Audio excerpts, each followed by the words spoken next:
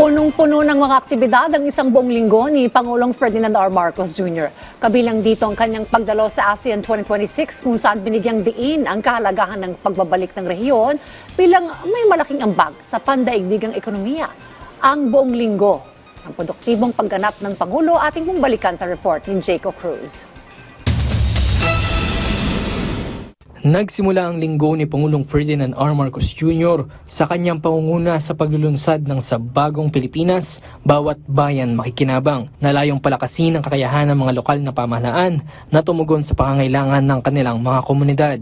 Dito, rekta na sa mga LGU ang nasa 58 billion pesos na halaga ng Local Government Support Fund o LGSF na makatutulong sa kanila na pabilisin ang mga serbisyo sa kanilang nasasakupan. Binigyang diin ng Pangulo na lahat ay makakatanggap ng tulong mula sa pambansang pamahalaan, anuman ang kulay politikal. Tinanggap din niya ang Memorandum of Agreement o MOA na nilagdaan ng Department of Education at mga lokal na opisyal mula sa iba't ibang lungsod para sa Nationwide Classroom Building Program. Mahalagang akbang ang MOA para mapalakas ang whole of government collaboration sa pagpapabuti ng mga pasilidad pang-edukasyon sa buong bansa. Formal din nitong pinagtibay ang ugnayan ng DepEd at mga lokal na pamahalaan mula Luzon, Visayas at Mindanao para sa mas mabilis na pagpapatayo ng mga silid-aralan. Binigyang diin naman ng Pangulo na patuloy ang pagsisikap ng pamahalaan na isulong ang mas matatag na food security habang direktang tinutugunan ang pangangailangan ng mga magsasaka.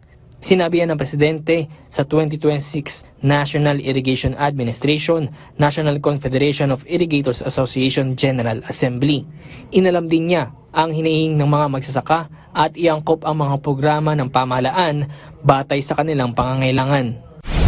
Binigyan diin naman ng Pangulo ang kahalagahan na maibalik sa ASEAN ang pagiging pangunahing puwersa sa pandaigdigang ekonomiya.